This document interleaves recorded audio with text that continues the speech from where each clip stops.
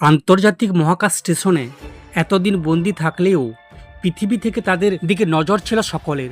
কেমন আছেন সুনিতা, কি খাচ্ছেন, কিভাবে মধ্যাকর্ষণহীন জীবনযাপন করছেন তা নিয়ে কৌতূহলের সীমা নেই মানুষের। এর মাঝেই সুনিতার ভিডিও বা ছবি প্রকাশ পেলেই অনেকের চোখ আটকে যেত তার চুলের দিকে। মধ্যাকর্ষণের অভাবে চুল ঊর্ধ্বমুখী, তা নিয়ে কৌতূহলী স্বয়ং আমেরিকার প্রেসিডেন্ট সম্প্রতি সুনিতাকে নিয়ে কথা বলার সময় তাকে সম্বোধন করেছেন ওয়ার্ল্ড উইমেন উইথ হেয়ার, অর্থাৎ বন্য চুলের নারী বলে। সুনিতার মতো মহিলা মহাকাশচারীদের দেখে বিশ্ববাসীর মনে প্রশ্ন জাগে, চুল সামলানোর জন্য বেঁধে রাখেন না কেন তারা? এই চুল খোলা রাখার পিছনে রয়েছে একাধিক বৈজ্ঞানিক কারণ, তা জানলে অবাক হবেন আপনিও।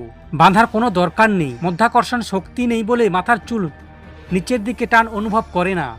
এর ফলে ঘাড়ের কাছে এলিয়ে পড়া অর্থাৎ চোখে মুখে লেগে বিরক্তি, উদ্বেগের মতো ঘটনা ঘটে না। তাই চুল পিছনের দিকে বেঁধে রাখার কোনো বাস্তবিক কারণ নেই, সহজে ধোয়া যায়। মহাকাশচারীরা স্পেস স্টেশনে সাধারণত ড্রাই শ্যাম্পু এবং তোয়ালে ব্যবহার করেন, ফলে ছেড়ে রাখাই চুলের স্বাস্থ্যের জন্য ভালো।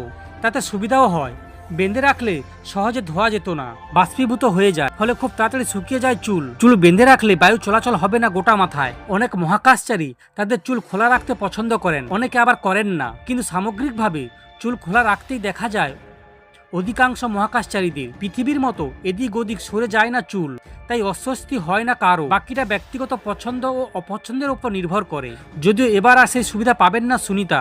মধ্যাকর্ষণের দুনিয়ায় ফিরে আসছেন তিনি। পৃথিবী ছুঁয়ে ফেলার পরই চুল আর আগের মতো ঊর্ধ্বমুখী হবে না, ফলে মহাকাশের অদম্য দৃশ্য পৃথিবীর বুকে আর দেখতে পাওয়া যাবে না।